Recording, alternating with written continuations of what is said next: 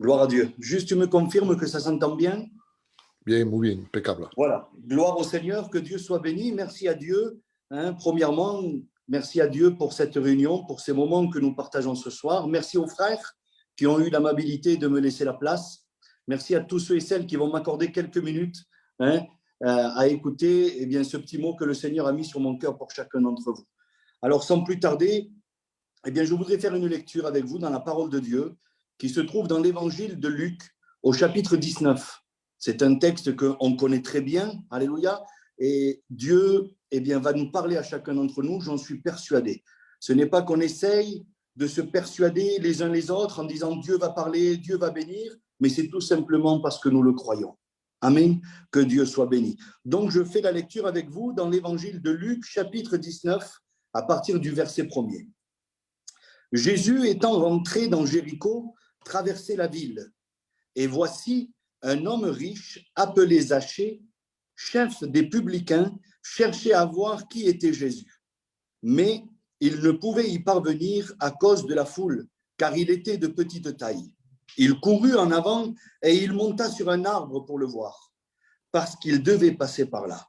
Lorsqu'il fut arrivé à cet endroit, il leva les yeux et lui dit « Zachée, hâte-toi de descendre, car il faut que je demeure aujourd'hui dans ta maison. » Zachée se hâta de descendre et le reçut avec joie. Voyant cela, tous murmuraient et disaient « Il est allé loger chez un homme pécheur. » Mais Zachée, se tenant devant le Seigneur, lui dit « Voici, Seigneur, je donne aux pauvres la moitié de mes biens, et si j'ai fait du tort de quelque chose à quelqu'un, je lui rends 4 fois plus. » Jésus lui dit « Le salut est rentré aujourd'hui dans cette maison. Amen. » Amen, que Dieu soit béni. Alors, si vous voulez bien, on va détailler un petit peu ce récit. Et puis, le verset premier, il va mettre tout le monde d'accord. Le premier verset d'entrée, je vois écrit un détail qui me percute, un détail qui me réconforte et qui fait du bien dans mon cœur. La Bible dit que Jésus, étant rentré dans cette ville de Jéricho, il traversait la ville. Et puis, rien que ça, frères et sœurs et amis, pour moi, c'est une grande bénédiction. Pourquoi ? Jésus aurait pu se contenter de se mettre dans un coin et laisser les gens venir à lui. Il aurait pu ne pas se fatiguer. Il aurait pu tout simplement rester dans un endroit et attendre qu'on lui fasse un petit peu de publicité et que les gens viennent au-devant de lui pour leur annoncer le message. Mais Jésus ne se contente pas de ça. Et vous savez pourquoi ? J'en suis persuadé dans mon cœur qu'il y avait certainement des personnes dans cette ville qui ne pouvaient pas se déplacer. Ils étaient peut-être fatigués, ils étaient peut-être, et vous allez comprendre ce que je dis, hospitalisés. Peut-être qu'ils étaient découragés, peut-être qu'ils avaient entendu à plusieurs reprises que peut-être il y avait une solution pour eux, et là, ils avaient baissé les bras. On a beau leur dire le message qu'on veut, ils n'y croyaient plus, ils n'avaient plus de force. Et puis ce soir, je me réjouis, alléluia, parce que comme nous sommes connectés ce soir sur ce Zoom, il y a des personnes qui sont passées ce soir sur Zoom, c'est-à-dire qu'ils ont chanté un cantique, ils ont donné un petit mot. Mais il y a ceux aussi qui ont les caméras éteintes. Et le matin, il avait dit ça la dernière fois.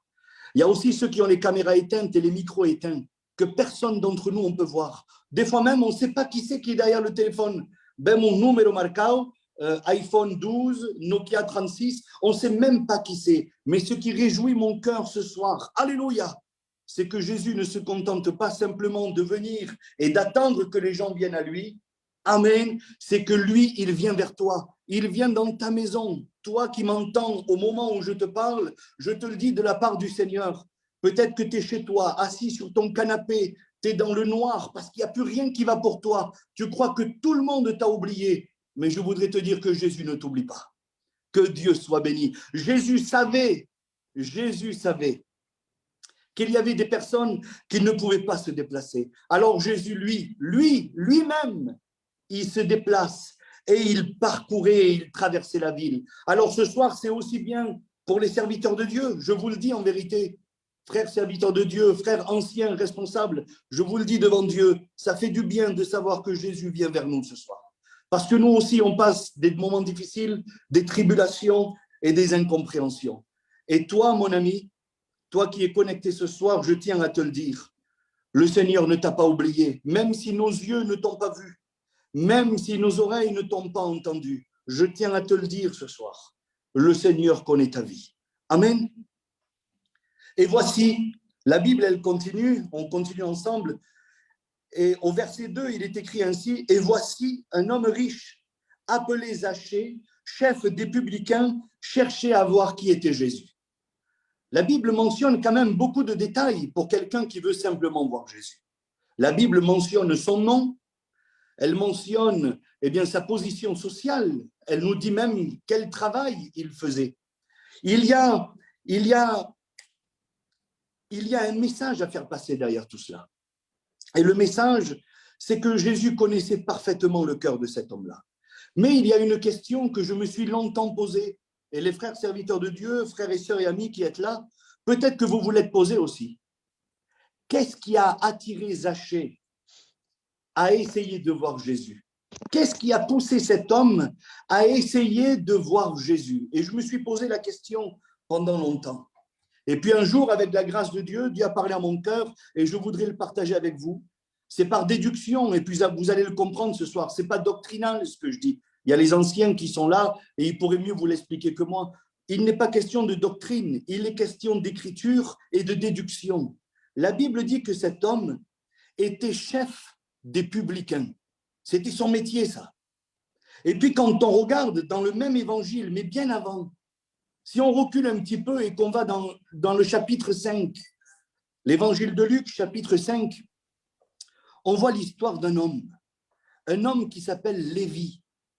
Lévi, vous le connaissez, il va devenir par la suite disciple du Seigneur, il va se faire appeler Matthieu, mais cet homme Lévi était publicain. Regardez bien un petit peu ce que dit la parole de Dieu. Lévi était publicain, Zachée était chef des publicains. Et puis l'histoire de Lévi est impactante. L'histoire de Matthieu, c'est vraiment impactant parce que la Bible dit que Jésus va se présenter devant cet homme, ce publicain qui s'appelle Lévi. Et il va lui dire juste quelques paroles. Il va lui dire, toi, suis-moi. Il va l'inviter à le suivre. Et d'un coup, sans réfléchir, la Bible dit que Lévi, il va tout laisser tomber. Il va abandonner le lieu de péage, il va laisser tomber son travail, il va laisser tomber tous ses projets qu'il avait formulés et il va suivre Jésus. Mais quand nous lisons dans le chapitre 5, nous voyons que Lévi, il va faire une fête.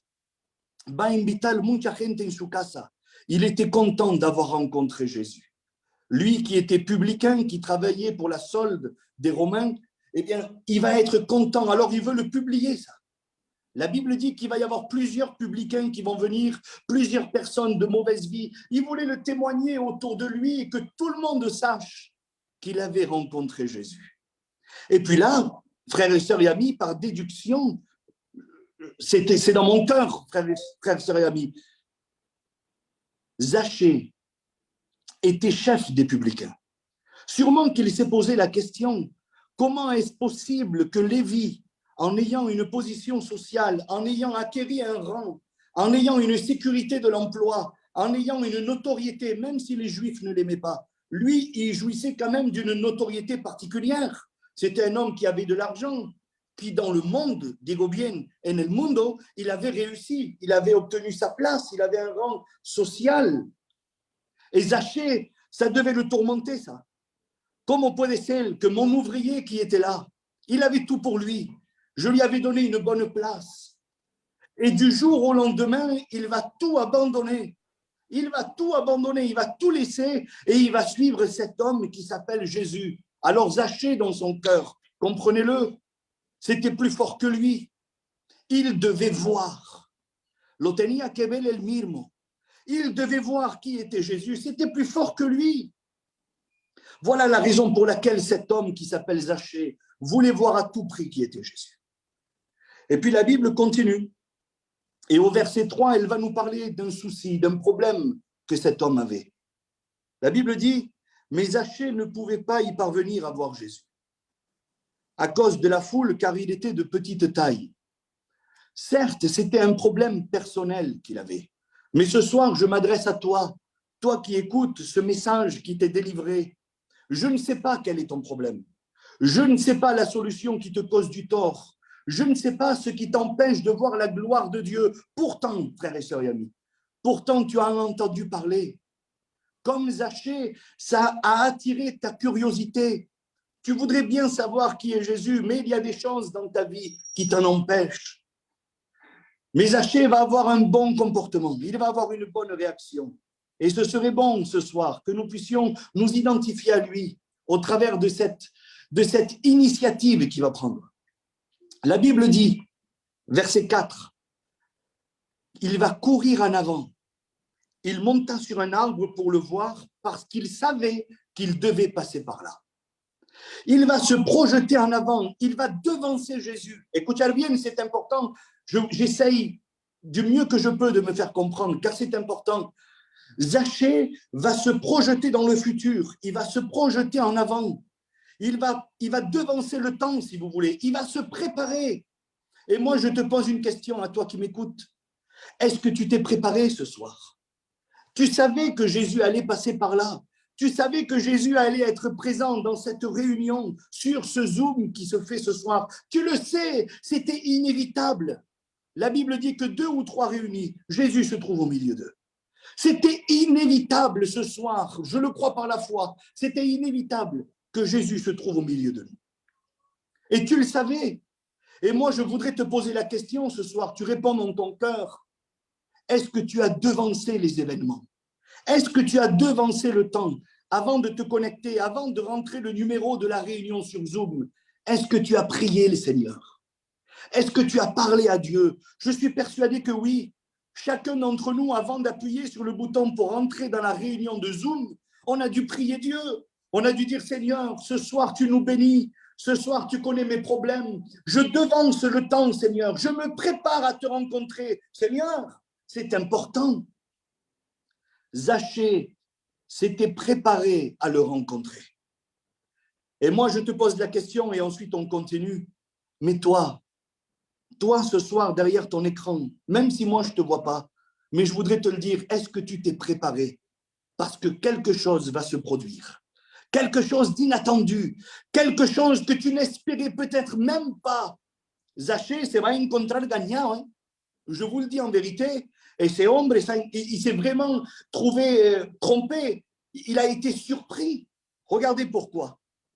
Dans le verset 5 du chapitre 19, toujours de l'évangile de Luc, lorsque Jésus fut arrivé sous cet arbre, il leva les yeux et il dit, Zachée, hâte-toi de descendre car il faut que je demeure aujourd'hui dans ta maison.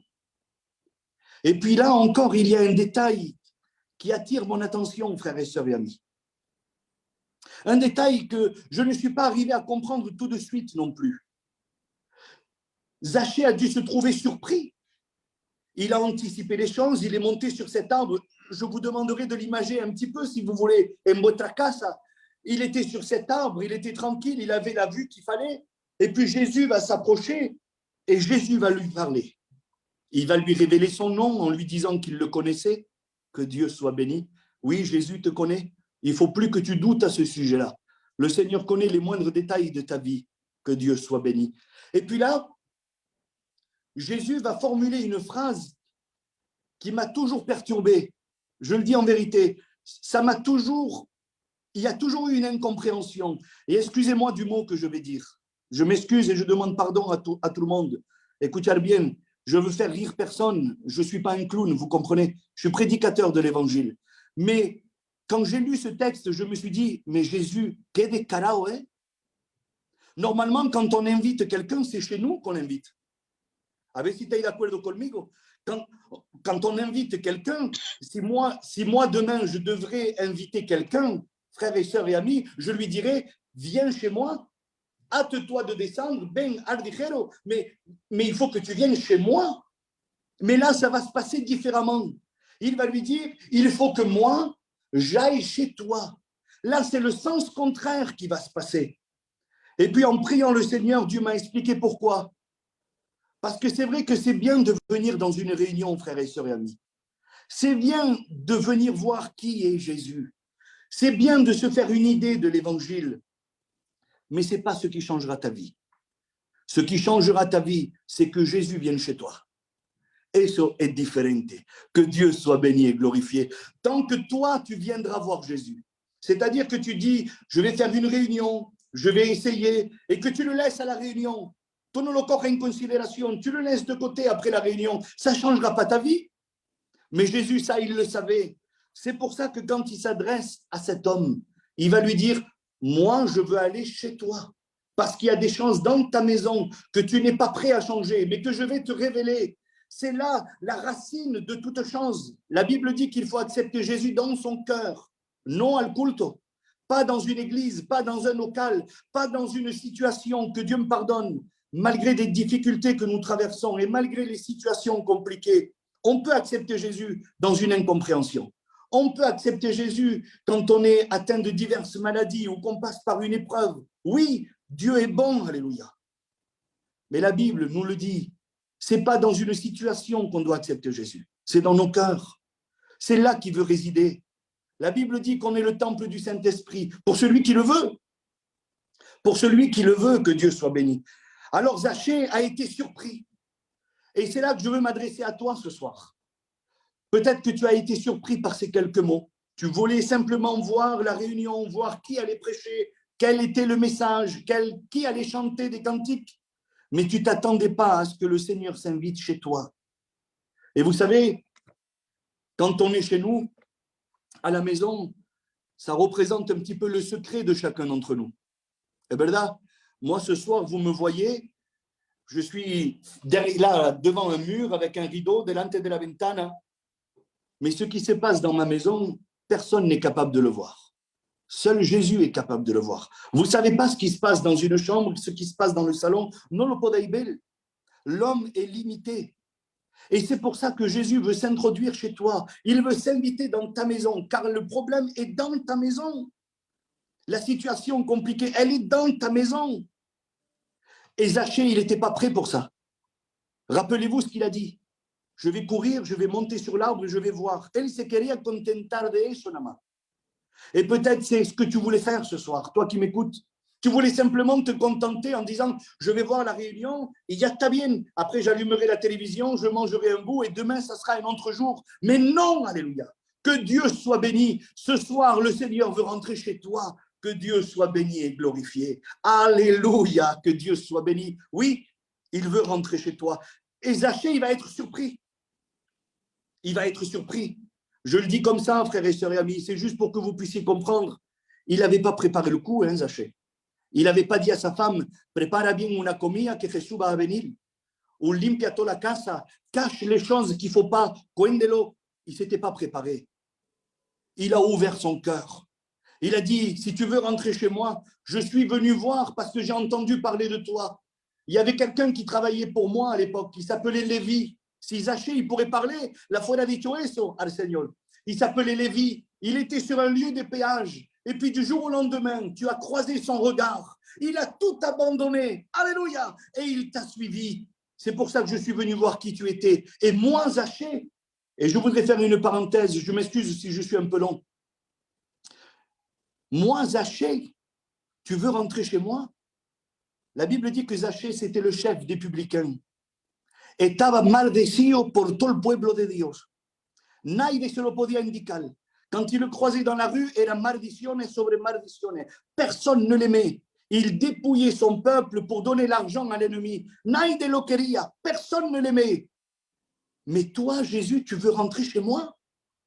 Pero ¿cómo puedo decir que non? Alléluia. Que Dieu soit béni. Alors peut-être, mon ami, toi qui es là, tu te sens jugé par ton entourage. Peut-être tu crois que les gens ne t'aiment pas. Tu te sens abandonné et délaissé. Je tiens à te le dire ce soir de la part du Seigneur. Jésus t'aime. Et malgré tes défauts, il veut rentrer dans ta maison. Il connaît ta vie. Que Dieu soit béni. Alors, Zachée, je passe vite, Zachée va se hâter de descendre. Il va être content. La Bible mentionne encore un détail. Il le reçut avec joie. Ce soir, on ne peut pas te forcer à recevoir Jésus dans ta vie si tu ne le veux pas. Ce soir, nous te le présentons tel qu'il est. Tous les frères qui sont passés ce soir ici, ils ont tous dit un mot. Jésus est bon, Jésus guérit, Jésus sauve, Jésus pardonne, Jésus console. On te le présente tel qu'il est. Il est Dieu, alléluia. Mais si toi, dans ton cœur, tu ne veux pas le recevoir avec joie, on ne peut pas te forcer. La décision t'appartient à toi seul. C'est pour ça qu'on prêche l'évangile autour de nous. C'est pour ça qu'on prêche l'évangile, pour que les gens puissent saisir l'importance et prendre une décision. Ce soir, cette réunion, frères et sœurs, amis, ce soir, cette réunion est faite pour que tu puisses prendre une décision. Enfin, une fois pour toutes, ne te contente plus de regarder Jésus passer de loin. Accepte-le. Accepte cette invitation. Alléluia. Voyant cela, tous murmuraient et disaient, il est allé loger chez un homme pécheur. C'est ce qu'on a dit tout à l'heure. Zachée no era un santo. Ce n'était pas un super spirituel. Et regardez le verset 8, et je vais bientôt terminer. Mais Zachée, como diciendo, pero espera.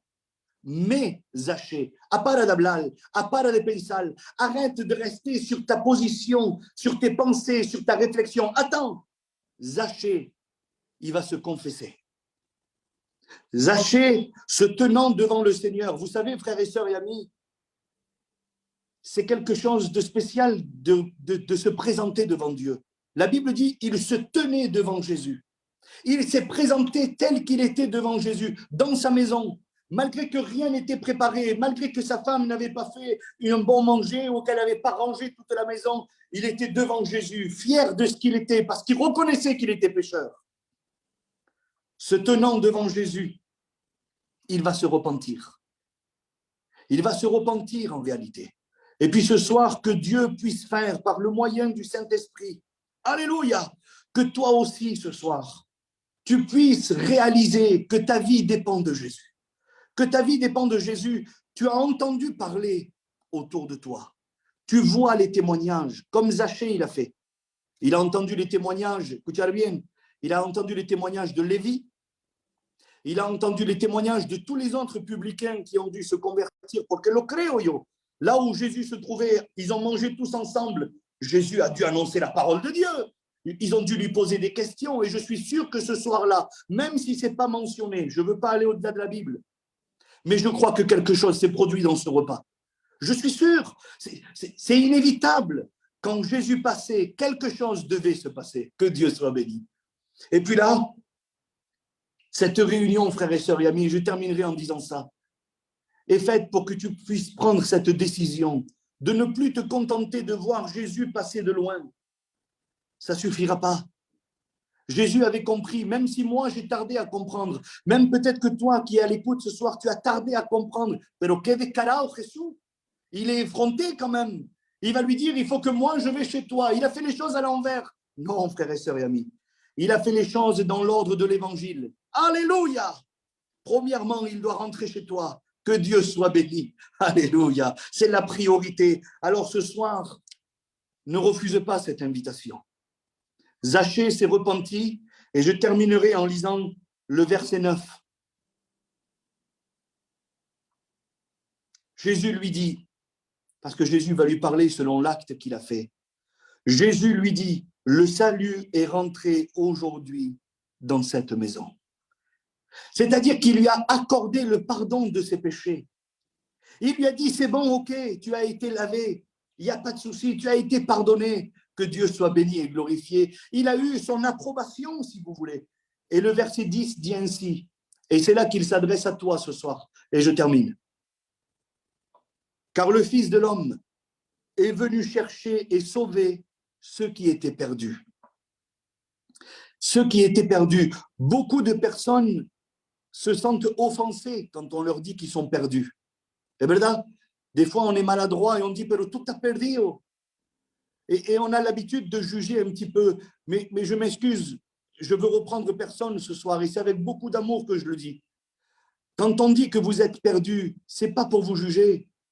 Quelqu'un qui est perdu, c'est quelqu'un qui s'est trompé de route. C'est tout.